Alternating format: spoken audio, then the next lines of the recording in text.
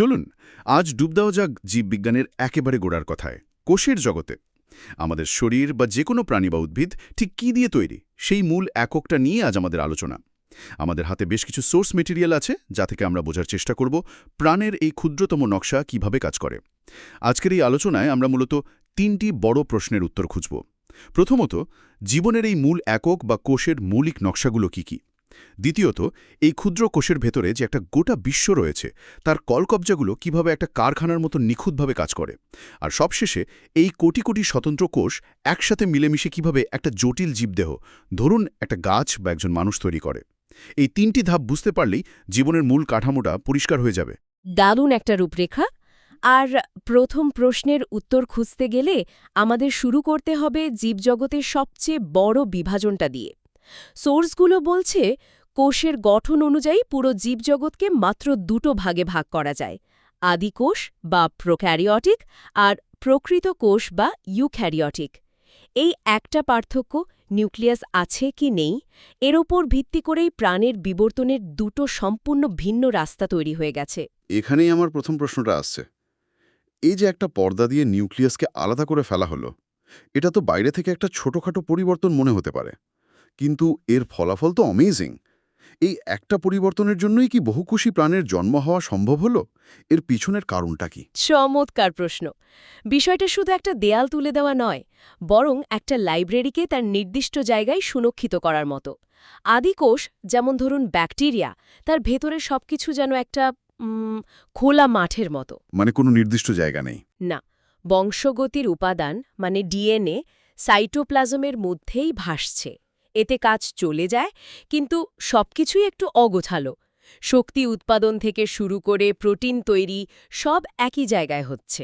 আচ্ছা। কিন্তু প্রকৃত কোষে নিউক্লিয়াস আসায় একটা বৈপ্লবিক পরিবর্তন ঘটল। ডিএনএর মতো মূল্যবান তথ্য ভাণ্ডারকে একটা আলাদা সুরক্ষিত ঘরে মানে নিউক্লিয়াসে রাখা হলো। ফলে ডিএনএ অনেক বেশি স্থিতিশীল আর সুরক্ষিত হল। আর বাকি কাজগুলো? আর কোষের বাকি কাজগুলো, যেমন শক্তি উৎপাদন বা প্রোটিন তৈরি, সাইটোপ্লাজমের বিভিন্ন নির্দিষ্ট অঙ্গাণুতে ভাগ হয়ে গেল।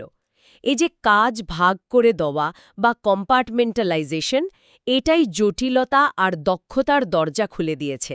কারণ এখন প্রতিটা বিভাগ বা অঙ্গাণু কোনো রকম বাধা ছাড়াই নিজের কাজে পুরোপুরি মনোযোগ দিতে পারছে।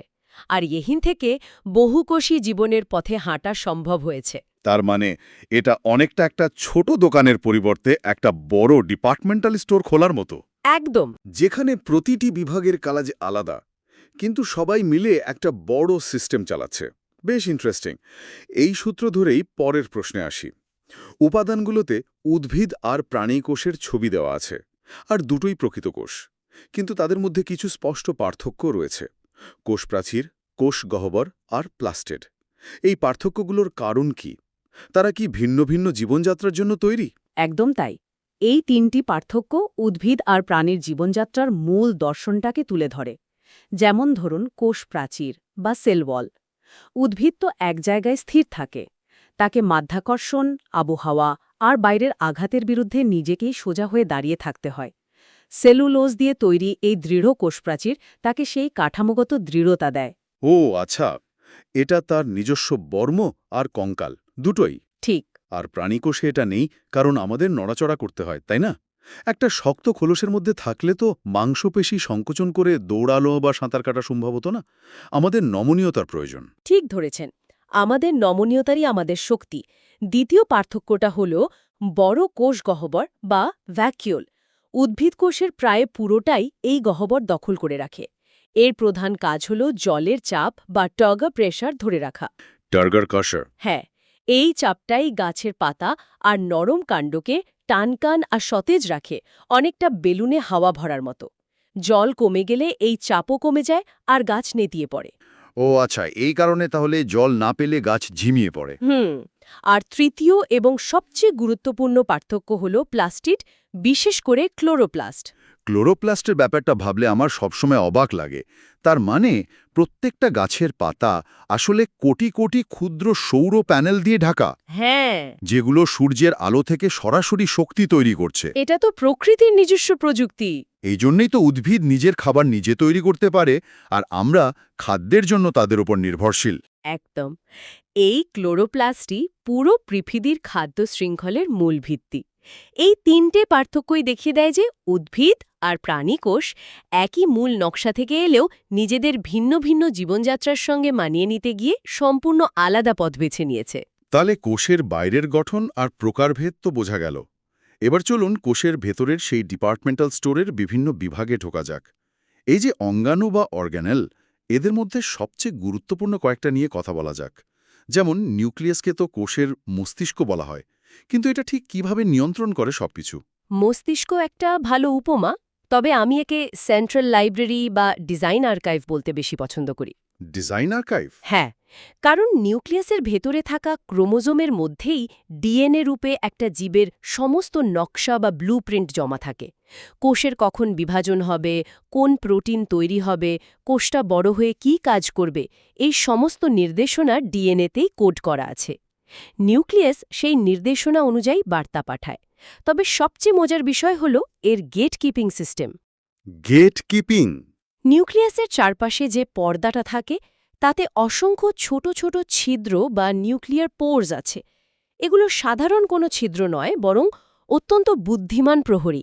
এরা বাছাই করে নির্দিষ্ট অণুকেই কেবল ভেতরে বা বাইরে যেতে দেয়। ফলে ডিএনএর মহামূল্যবান তথ্য যেমন সুরক্ষিত থাকে, তেমনি প্রয়োজনীয় নির্দেশনাগুলো সঠিকভাবে বাইরে যেতে পারে। বাহ, তার মানে এটা একটা দুর্গের মতো, যার পাহারাদাররা ঠিক জানে কাকে ঢুকতে দিতে হবে আর কাকে নয়। আচ্ছা, এই বিশাল কর্মযজ্ঞ চালানোর জন্য তো প্রচুর শক্তির প্রয়োজন। সোর্স ম্যাটেরিয়ালে মাইটোকন্ড্রিয়াকে পাওয়ার হাউস বা শক্তিঘর বলা হয়েছে। এটা কিভাবে শক্তি তৈরি করে? মাইটোকন্ড্রিয়া হল কোষের নিজস্ব পাওয়ার প্ল্যান্ট। আমরা যে খাবার খাই সেই খাবার ভেঙেই শ্বসন প্রক্রিয়ার মাধ্যমে শক্তি উৎপাদন করাই এর কাজ। এই শক্তি এটিপি নামক এক ধরনের রাসায়নিক মুদ্রার আকারে জমা থাকে, যা কোষ তার সমস্ত কাজে খরচ করে। এ প্রসঙ্গে একটা প্রশ্ন মাথায় আসছে। আমাদের শরীরের সব কোষের কি শক্তির চাহিদা এক? যেমন ধরুন, আমাদের পেশি কোষ, যা সারাদিন সংকুচিত প্রসারিত হচ্ছে, আর ত্বকের কোষ, যার কাজ মূলত সুরক্ষা দেওয়া। এই দুই ধরনের কোষের মাইটোকন্ড্রিয়ার গঠনে কি কোনো পার্থক্য থাকবে? অসাধারণ প্রশ্ন। এখানে গঠন আর কাজের সম্পর্কটা স্পষ্ট হয়ে ওঠে। যে কোষে শক্তির চাহিদা যত বেশি, তার মাইটোকন্ড্রিয়ার সংখ্যাও তত বেশি হবে। আচ্ছা। শুধু তাই নয়, মাইটোকন্ড্রিয়ার ভেতরের পর্দাটা যে ভাঁজ হয়ে থাকে, যাকে ক্রিস্টি বলে, সেই ভাঁজের সংখ্যাও বেশি হবে। কারণ এই ভাঁজের পৃষ্ঠেই শক্তি উৎপাদনের মূল রাসায়নিক বিক্রিয়াগুলো ঘটে। তার মানে বেশি ভাঁজ মানে বেশি জায়গা, আর বেশি জায়গা মানে বেশি শক্তি উৎপাদন। একদম। তাই একটা পেশি কোষের মাইটোকন্ড্রিয়া হবে সংখ্যায় অনেক বেশি এবং তার ভেতরের ক্রিস্টিগুলো হবে অনেক ঘন আর জটিল। অন্যদিকে একটা ত্বকের কোষ বা চর্বি কোষের মাইটোকন্ড্রিয়া হবে তুলনামূলকভাবে কম। প্রকৃতিতে কোনো কিছুই অপ্রয়োজনে তৈরি হয় না। ঠিক। আর মাইটোকন্ড্রিয়া নিয়ে সবচেয়ে আশ্চর্যজনক তথ্য হল এর নিজস্ব ডিএনএ আছে, যা কোষের নিউক্লিয়াসের ডিএনএ থেকে সম্পূর্ণ আলাদা। কি বলছেন? হ্যাঁ, বিজ্ঞানীরা মনে করেন কোটি কোটি বছর আগে মাইটোকন্ড্রিয়া আসলে এক ধরনের স্বাধীন ব্যাকটেরিয়া ছিল, যা কোনোভাবে আমাদের পূর্বসূরি কোষের ভেতরে ঢুকে পড়ে এবং তারপর থেকে একটা মিথজীবী সম্পর্ক তৈরি করে নেয়। সেই থেকেই এটি আমাদের কোষের অবিচ্ছেদ্য অংশ। অবিশ্বাস্য। তার মানে আমাদের প্রতিটি কোষের ভেতরে একসময়ের স্বাধীন জীবের অস্তিত্ব রয়ে গেছে। আচ্ছা, উদ্ভিদ কোষে তো শক্তি উৎপাদনের পাশাপাশি খাদ্য তৈরির জন্য একটা বিশেষ ব্যবস্থা আছে, যা হলো প্লাস্টিড। ক্লোরোপ্লাস্ট তো খাদ্য তৈরি করে, কিন্তু বাকি প্লাস্টিডগুলোর কাজ কি? প্লাস্টিড হল উদ্ভিদের সুইস আর্মি নাইফের মতো। বিভিন্ন পরিস্থিতিতে বিভিন্ন কাজ করে। ক্লোরোপ্লাস্ট হল এর রান্নাঘর, যা সূর্যের আলো ব্যবহার করে শর্করা তৈরি করে। এরপর আছে ক্রোমোপ্লাস্ট। এরা হল উদ্ভিদের শিল্পী। শিল্পী? হ্যাঁ, ফুলকে রঙিন করা, ফলকে পাকা অবস্থায় আকর্ষণীয় করে তোলা, এই সবই এর কাজ। এই রঙের সাহায্যে উদ্ভিদ পরাগায়নের জন্য কীটপতঙ্গকে বা বীজ ছড়ানোর জন্য পাখিদের আকর্ষণ করে। এটা উদ্ভিদের সঙ্গে প্রাণী জগতের একটা নীরব সংবাদ। আর লিউকোপ্লাস্ট, সোর্সে বলা হয়েছে এরা বর্ণহীন। এদের কাজ কি? লিউকোপ্লাস্ট হল উদ্ভিদের ভাণ্ডার ঘর। উদ্ভিদের যে অংশে সূর্যের আলো পৌঁছায় না, যেমন মূল বা বীজ, সেখানে এরা খাদ্য সঞ্চয় করে রাখে। আলু যে আমরা খাই সেটা আসলে গাছের রূপান্তরিত কাণ্ড, যা লিউকোপ্লাস্টের শ্বেতসার বা স্টার্চ জমা করে স্ফীত হয়েছে। ও, একটা নতুন চারাগাছ জন্মানোর জন্য যে প্রাথমিক শক্তি দরকার, সেটাও বীজের মধ্যে সঞ্চিত এই খাদ্য থেকেই আসে। তাহলে আমরা কোষের ভেতরের প্রধান কর্মকর্তা-কর্মচারীদের মানে অঙ্গাণুদের সাথে পরিচিত হলাম। নিউক্লিয়াস হলো লাইব্রেরিয়ান, মাইটোকন্ড্রিয়া হলো ইঞ্জিনিয়ার, আর ক্লোরোপ্লাস্ট হলো শেফ। কিন্তু একটা সফল কারখানার জন্য তো শুধু ভালো কর্মী থাকলে হয় না, তাদের বিভিন্ন বিভাগে ভাগ হয়ে কাজ করতে হয়। কোষের জগতেও কি সেরকম কোনো ডিপার্টমেন্ট বা বিভাগ আছে? এখানে কি টিস্যুর ধারণাটা আসে? একদম ঠিক। কোষগুলো হলো দক্ষ কারিগর, কিন্তু একা একা তারা একটা জটিল জীবদেহ তৈরি করতে পারে না। টিস্যু হলো তাদের এক একটা গিল্ড বা সংঘ। যখন একই উৎস থেকে তৈরি একদল কোষ একই ধরনের কাজ করার জন্য একত্রিত হয়, তখন তাকে টিস্যু বা কলা বলে। কেউ রাজমিস্ত্রি মানে হাড়ের কোষ, কেউ বিদ্যুৎ কর্মী মানে স্নায়ু কোষ, কেউ পাইপলাইনের মিস্ত্রি মানে রক্তনালী। সবাই মিলে একটা শহর, অর্থাৎ আমাদের দেহকে চালু রাখে। উদ্ভিদের এই পরিবহন ব্যবস্থা তো বেশ সরল আর কার্যকর মনে হচ্ছে। মূল থেকে জাইলেম টিস্যু জলের পাইপলাইনের মতো জল ও খনিজ লবণ পাতায় পৌঁছে দিচ্ছে, আর ফ্লোয়েম টিস্যু পাতায় তৈরি খাবার সারা দেহে সরবরাহ করছে। কিন্তু এখানে একটা বিষয় ভাবার মতো। একটা বিশাল লম্বা গাছ, ধরুন একটা রেডহুড, মাধ্যাকর্ষণের বিপরীতে প্রায় ৩০০ ফুট উঁচুতে জল কিভাবে তোলে? শুধু পাইপলাইন থাকলে তো জল ওপরে ওঠে না। এটা প্রকৃতির এক অসাধারণ ইঞ্জিনিয়ারিং। জাইলেমের কোষগুলো মৃত এবং ফাঁপা নলের মতো, যা জলের অণুগুলোকে পরস্পরের সঙ্গে লেগে থাকতে এবং নলের গাত্র বেয়ে উপরে উঠতে সাহায্য করে। কিন্তু মূল চালিকার শক্তি আসে পাতা থেকে, যাকে প্রস্বেদন বা ট্রান্সপিরেশন পুল বলা হয়। ট্রান্সপিরেশন পুল? হ্যাঁ, পাতা থেকে যখন জল বাষ্পীভূত হয়ে বেরিয়ে যায়, তখন ওপরে একটা শূন্যস্থান বা টান তৈরি হয়। এই টানের ফলেই নিচ থেকে জলের পুরো স্তম্ভটা একসাথে উপরে উঠে আসে। অনেকটা স্ট্র দিয়ে জুস খাওয়ার মতো, যেখানে মুখ টান তৈরি করছে। ঠিক তাই, দারুণ উদাহরণ। কিন্তু আমরা প্রাণীরা তো সারাদিন নড়াচড়া করি, চিন্তা করি, আমাদের চাহিদা তো আরও জটিল। আমাদের শরীর এই ভিন্ন ভিন্ন কাজগুলো সামলানোর জন্য কিভাবে টিস্যুগুলোকে সাজিয়েছে? সোর্সগুলোতে ৪ ধরনের প্রধান টিস্যুর কথা বলা হয়েছে। হ্যাঁ, প্রাণীদেহে কাজগুলো অনেক বেশি বিশেষায়িত। প্রথমটা হলো আবরণী টিস্যু বা অ্যাপিভিলিয়াল টিস্যু। এটা আমাদের দেহের বর্ম। ত্বক হিসেবে এটা আমাদের বাইরের জগৎ থেকে রক্ষা করে, আবার আমাদের ভেতরের অঙ্গগুলোর ওপরেও একটা আস্তরণ তৈরি করে। তবে এটা শুধু বাধা দেয় না, অনেক সময় নিয়ন্ত্রিতভাবে জিনিসপত্র আদান প্রদানও করে।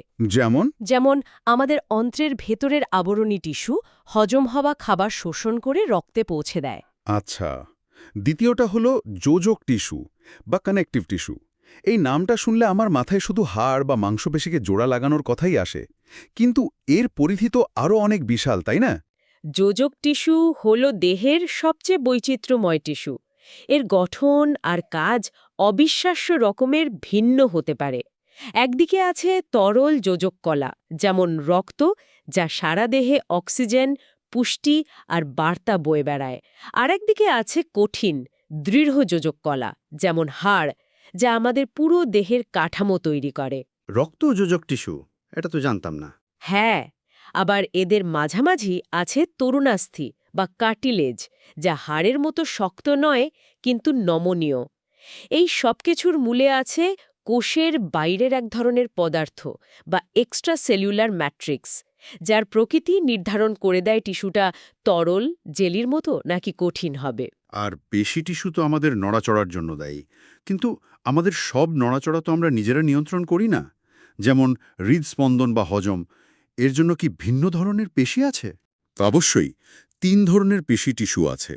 ঐচ্ছিক পেশি বা স্কেলিটাল মাসল, যা আমাদের হাড়ের সঙ্গে যুক্ত থাকে এবং আমরা ইচ্ছেমতো নাড়াতে পারি। অনৈচ্ছিক পেশি বা স্মুথ মাসল, যা আমাদের অভ্যন্তরীণ অঙ্গ, যেমন পাকস্থলী বা রক্তনালীর প্রাচীরে থাকে। এদের কাজ আমাদের নিয়ন্ত্রণে নেই। আর তৃতীয়টি হল হৃৎপেশি বা কার্ডিয়াক মাসল, যা শুধু হৃৎপিণ্ডেই পাওয়া যায়। এটি গঠনগতভাবে ঐচ্ছিক পেশির মতো, কিন্তু কাজে অনৈচ্ছিক এবং সারা জীবন একটা নির্দিষ্ট ছন্দে সংকুচিত প্রসারিত হয়েই চলে। আর সবশেষে রইল স্নায়ু টিস্যু বা নার্ভ টিস্যু, দেহের ইনফরমেশন হাইওয়ে। এটা ছাড়া তো কোনো কিছুই সম্ভব হতো না। একেবারেই না। স্নায়ু টিস্যু নিউরন নামক কোষ দিয়ে তৈরি, যা বৈদ্যুতিক সংকেতের মাধ্যমে দ্রুত তথ্য আদান-প্রদান করে। পরিবেশ থেকে কোনো তথ্য, যেমন তাপ, চাপ বা আলো গ্রহণ করা থেকে শুরু করে মস্তিষ্কে পাঠানো এবং মস্তিষ্ক থেকে সিদ্ধান্ত নিয়ে সেটা পেশিতে পৌঁছে দেওয়া, এই পুরো নেটওয়ার্কটা স্নায়ু টিস্যু নিয়ন্ত্রণ করে। এর গতি কেমন? এর সংকেত পাঠানোর গতি ঘন্টায় 400 কিলোমিটার পর্যন্ত হতে পারে। আমাদের অনুভূতি, স্মৃতি, চিন্তা সবকিছুর পেছনেই রয়েছে এই জটিল নেটওয়ার্ক। তাহলে পুরো ব্যাপারটা যদি এক জায়গায় আনি, আমরা একটা একক কোষ দিয়ে শুরু করে তার ভেতরের অবিশ্বাস্য জটিল অঙ্গাণুগুলোর কাজ দেখে সব শেষে দেখলাম কিভাবে সেই কোষগুলো বিশেষায়িত গিল্ড বা টিস্যু তৈরি করে একটা সম্পূর্ণ জীবদেহকে সচল রাখছে।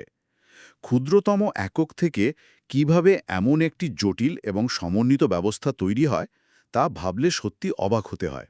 এই পুরো আলোচনার সবচেয়ে আকর্ষণীয় দিক হল এর কার্যকারিতা এবং বিশেষীকরণ।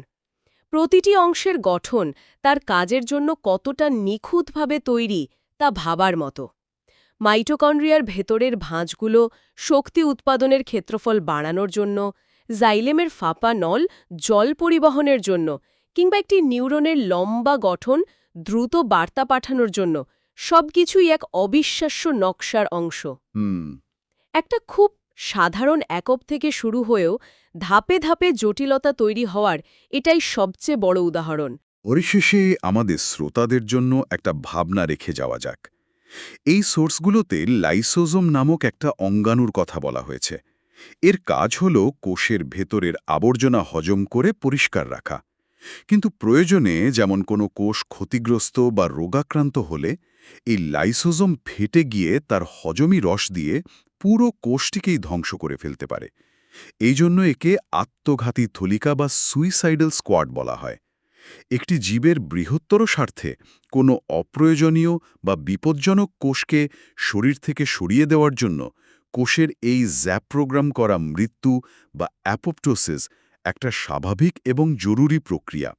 প্রশ্নটা হলো, কোটি কোটি জীবন্ত এককের একটা সমষ্টি, অর্থাৎ আমাদের শরীর, কিভাবে এই সিদ্ধান্ত নেয় যে বৃহত্তর ভালোর জন্য নিজেদের কোনো সদস্যকে আত্মত্যাগ করতে হবে?